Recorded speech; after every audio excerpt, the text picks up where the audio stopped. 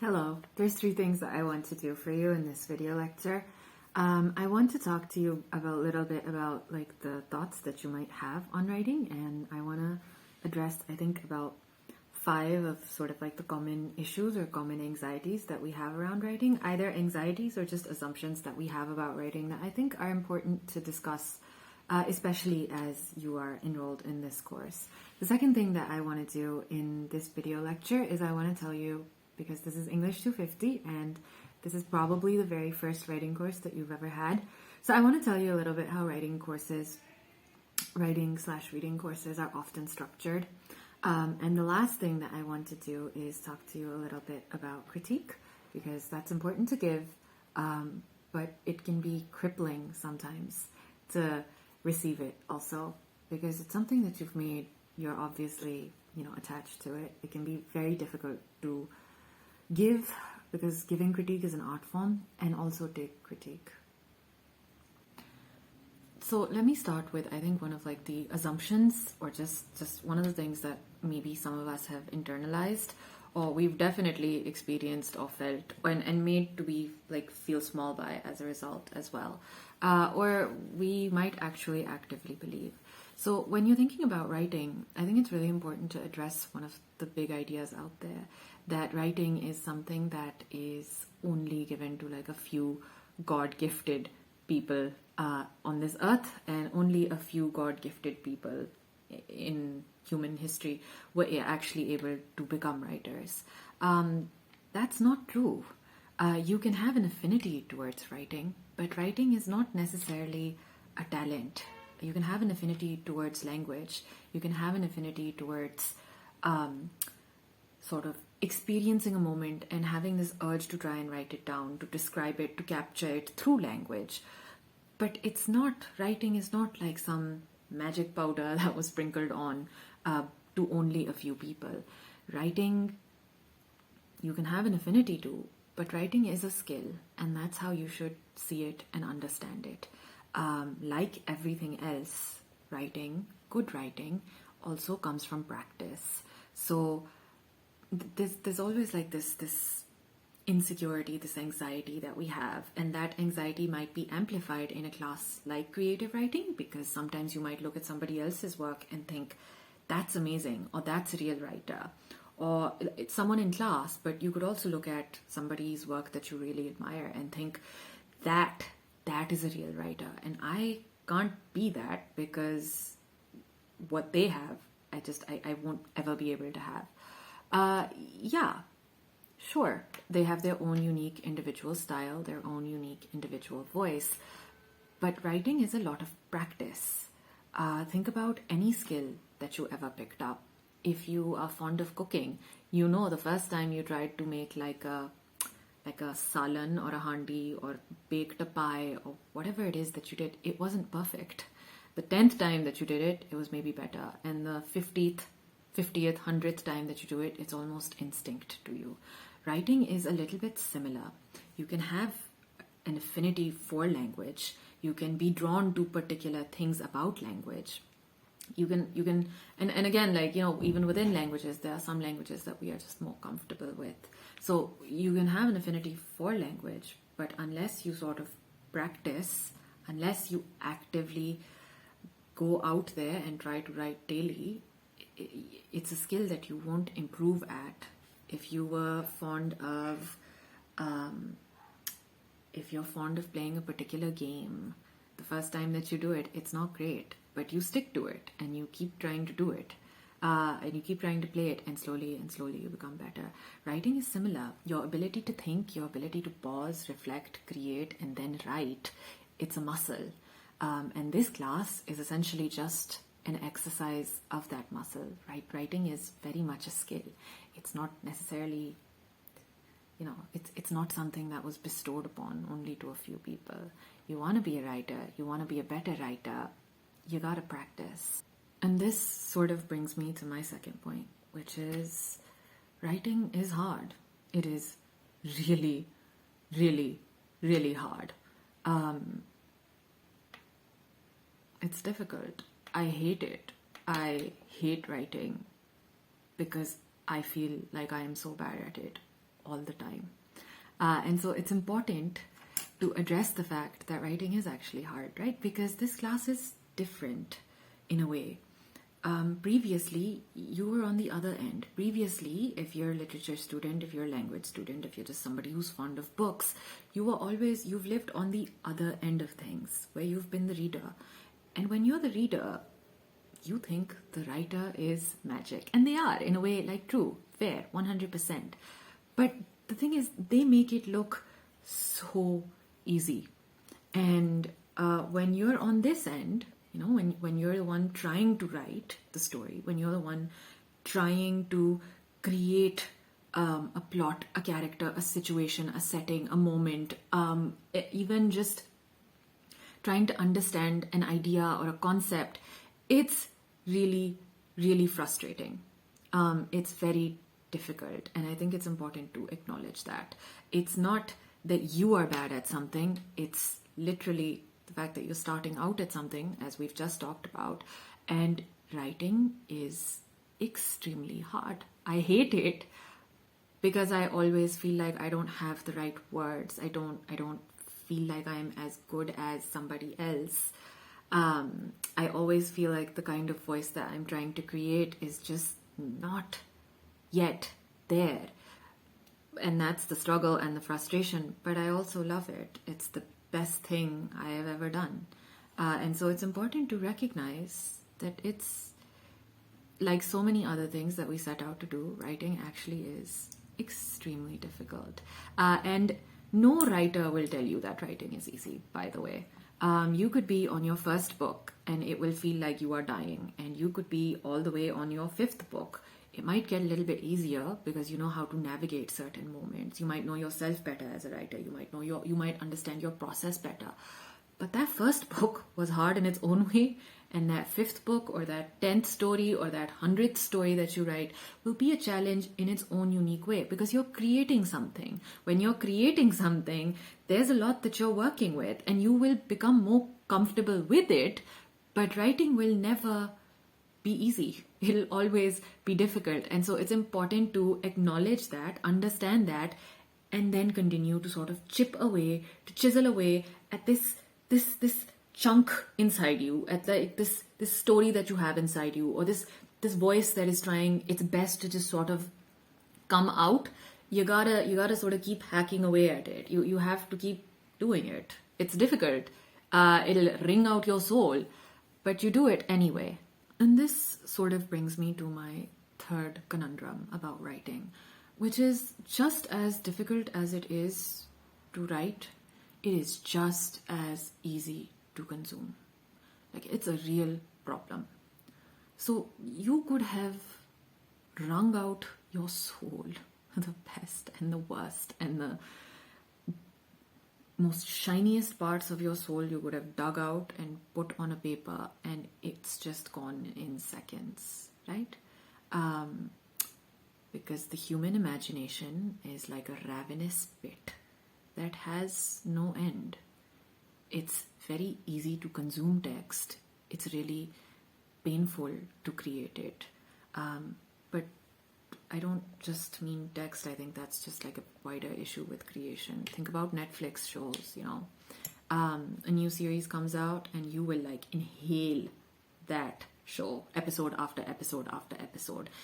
And what you don't realize is the amount, what you don't see is the amount that went into the show. You don't know, like, how did somebody write it? Because there's a script. Were there people who worked together? Was it just one person? You forget. You could have a great script, but you gotta have great actors too. You gotta have great sort of stage setting, etc. But that one show probably took a lot to create, is inhaled in, 40 minutes, 10 hours if you really want to break it down. But in the lifespan of a human being, 10 hours is nothing. So the hardest thing about creation, sure, okay, but the hardest thing about writing is you give so much and it's eaten up in a second, and it's a problem that you have to face now because you're in this class. So that short story that you read when you were 15, it looked so good on a page. That poem that you read when you were 19, that you felt in your soul, looked so pretty. It was so easy to just sort of lap up. And that's the issue with things like this, with writing in particular. It's the fact that no one knows what you went through in order to create what you did. And even if they know, often it can feel like they don't care. And this is why giving critique in a being able to give critique to your peers in a way that is not hurtful is really important, because you don't know what somebody went through to create what they did. You could take 3 hours and all you could write is a sentence, and that sentence might feel perfect to you, it might feel perfect to 6 other people, but it might also not feel great to someone else. But the thing is, that thing that you dedicated 3 hours of like agony and torture to create, that one sentence that you wrote in 3 hours, or that one poem, that the one like stanza, forget the one couplet that you wrote in 3 hours, is just gone in just it's gone so quickly. It's consumed by somebody else so quickly, and often no one knows what you had to go through. Nobody knows what you put in to create what you gave to the world. And it's important for me to reiterate, because I think it's just one of those things that we know, as in it's one of those unspoken, unwritten, we don't maybe talk about it, but we feel it all the time. It's one of those unspoken sort of things that we know and we take for granted. This idea that text will be consumed very quickly, is consumed very easily, but it takes a lot to create. But I understand that as you're starting out, it can feel very overwhelming, because the story that you felt inspired by, or the poetry, or just like the line, the words that you really liked, they kind of slid off the paper and they looked so good, and it makes you feel like, it might make you feel like you are a failure at something simply because you are unable to do it with as much ease as it looks like on the paper. But it's, you love writing. This is just like one of those things. You love writing. It's just a part of the process. And it's like a responsibility, or it's like a weight that we all sort of shoulder. And how you carry it will depend on you, but the rest of the writing community is there to support you. So, yeah. All of this brings me to, I think, my next point, which is also something that you might just have internalized, right? Simply because you are a literature major, simply because you've been studying text for so long. And that is, you should definitely have your dreams, 100,000%, and you should go after them hard. But be careful. You don't want to choke on your ambition. You don't want to choke on your ambition, desire for greatness. You gotta break it down into little parts and digest it. So you have to understand, even if, let's say, there is a story in class that you share and it was not well received, right? It's okay. The idea might be there, the concept might be there, the grammar might not be there as beautifully, which is fine. Now you know what you have to work on. So just sort of break down that glorious mountain that you have, and keep hacking away at it, because you don't wanna choke on the whole thing. You don't want to try and eat the whole thing together. You don't want to choke on it. Break it down into little pieces so that you're actually able to achieve whatever goal it is that you have, whatever dream, whatever vision, whatever like life-altering paths that you think that you're on. Go after it, but learn to sort of break it down into little pieces so that it's digestible. Because the whole thing, it's not going to go in one go. So you have a poem that you want to write. You have a book that you have your heart set on that you want to write and have published maybe 5 years from now. That's fine. But learn to sort of accept where things are not smooth for you, and learn to grow from the critique that you receive. And that's helpful both for when you're giving critique, because now you know how now you hopefully know with what intention you're trying to help someone, you're trying to support someone. And also just taking critique. It's not easy, because when you create something, when you've put something on paper, sometimes you have to be very vulnerable to get it out. You can feel very protective about it. It can feel very frustrating when you did your best to present something in words and the other person just doesn't get it, or just doesn't experience it the way that you had wanted them to. So just in those moments, you will face disappointment, and you will in some ways be very, very ordinary. You will always be you, and that'll always be amazing. But, gotta break that chunk of ambition into little pieces so that you don't choke on it, perfectionism doesn't destroy you, and you're able to move through the process and learn and grow and become whatever it is that you were trying to be, whatever the kind of voice that you wanted.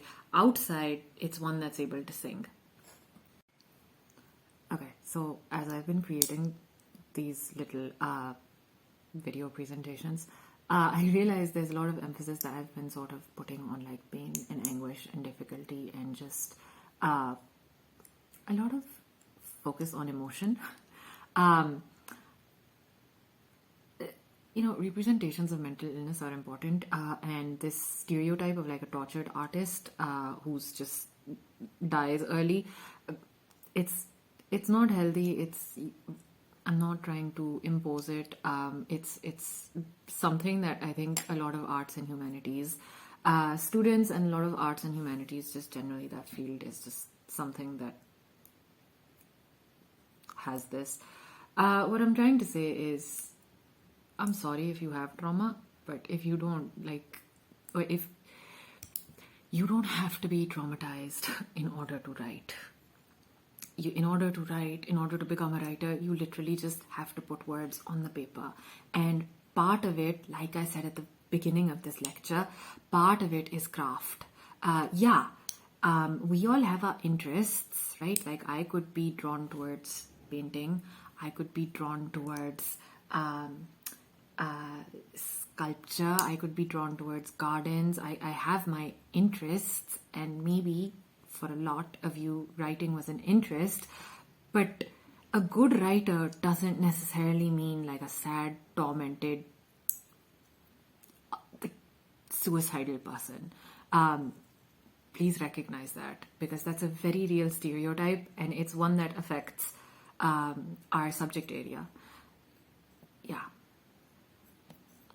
But writing is hard, and I do need to tell you that, because people make it look easy. The people that you've been reading make it look easy, and you have to know that it's not you. It's the task in and of itself. It's not easy. We are here to support you, but also what you're doing isn't easy, so it's okay. And all of this cumulatively brings me to my last point, which is English. You have to evaluate your relationship with English. You are a person of color. The language that you have chosen to adopt was one that was imposed on your region. There is a politics to language. That politics has a very, very real impact on our understanding of the world today. That politics, there was always politics to language. There will always be a politics to language, and it has had very violent consequences in our history, world over. But, one way or the other, the way that literature and language and writing programs are structured, even though they try for as much diversity as possible, English is primarily sort of bred on American writing, or before that, British writing. And if you really want to go all out, it's European writing and European literature. But the point is, it's white and you are not. So it's not, where you come from, what you look like, the color of your skin has very real consequences. You don't live in a world that is not racist. You live in a world that is freakishly violent and freakishly racist, and you can't, you could I know you never wanted it, you never asked for it, but you can't just sort of shrug it off.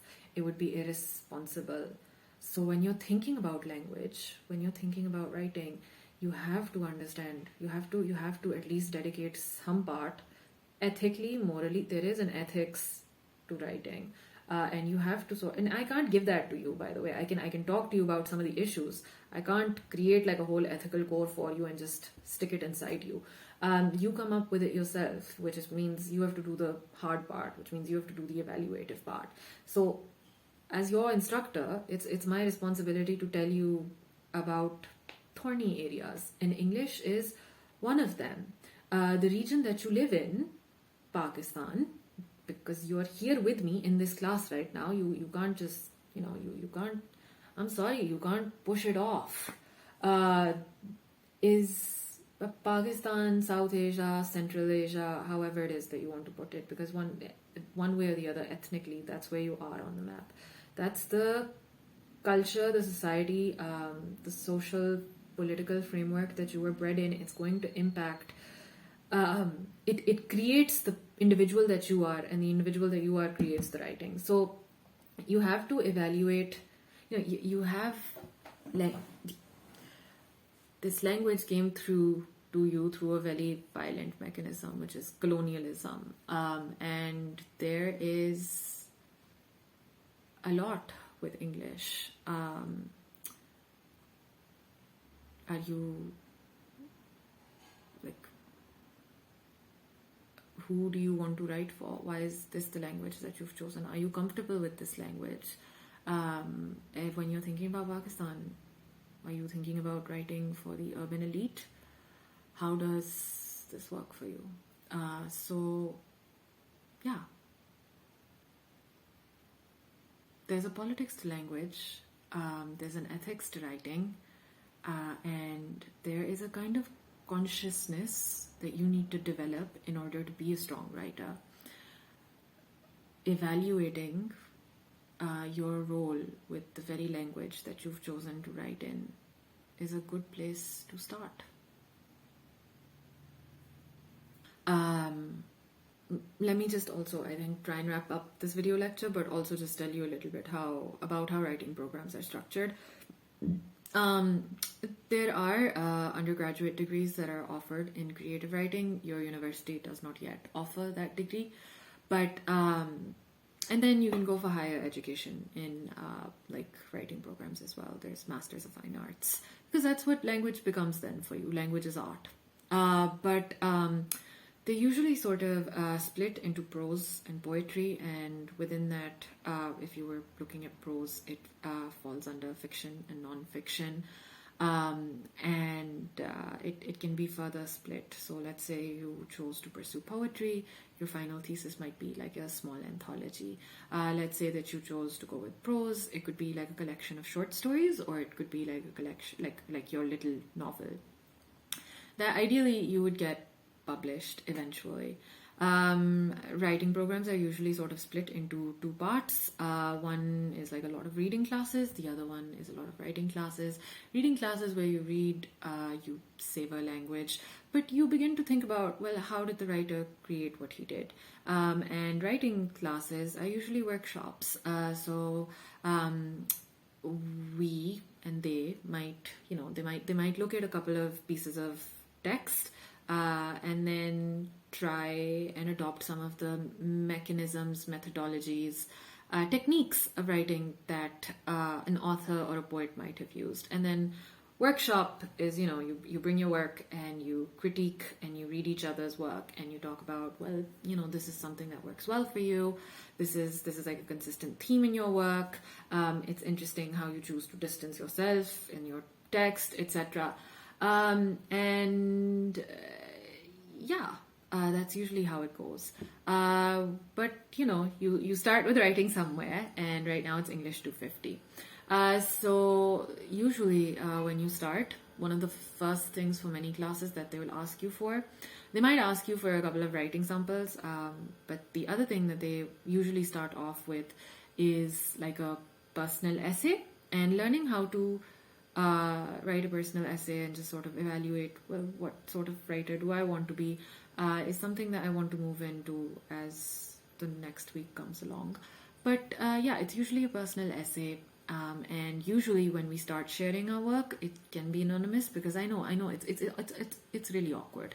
It's vulnerable. Writing is an intimate process. You're suddenly sharing it with everyone. It's just, and then it's so difficult because sometimes what you intended for the reader doesn't get. It misses them entirely.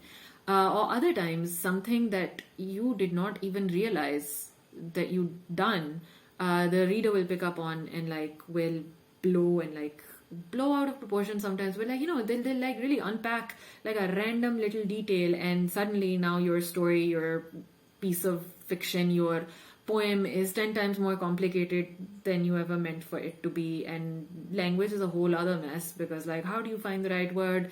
What you experienced is so vast. What you put in a word is just like a fraction. It's a lot. So in the beginning, I don't mind if we keep it anonymous. I think it is actually nice. Actually, you don't know each other. You're not sure where you don't. Yeah.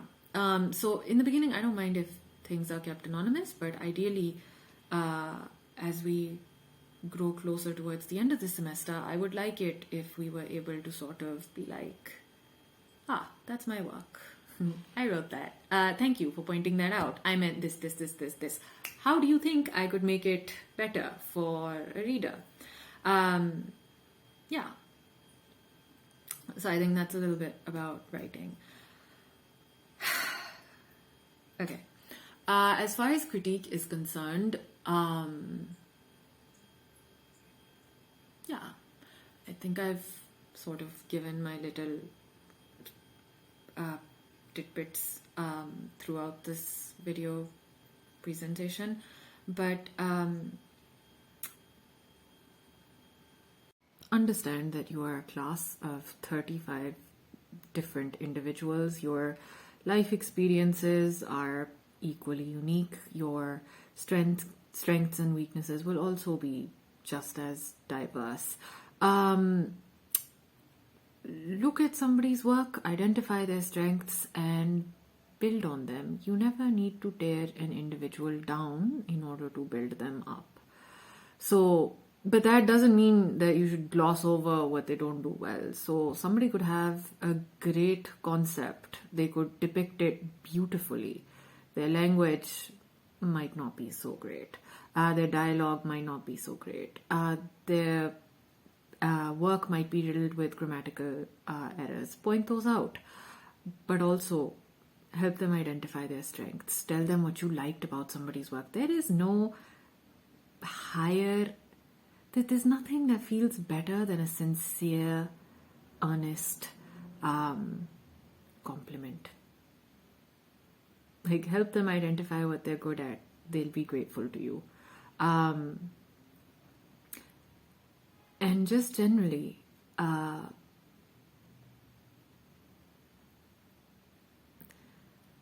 your best to practice your empathy, your kindness, and your compassion. Be fair when you're giving your critique, but in general, always keep your empathy, your compassion, and kindness close to you.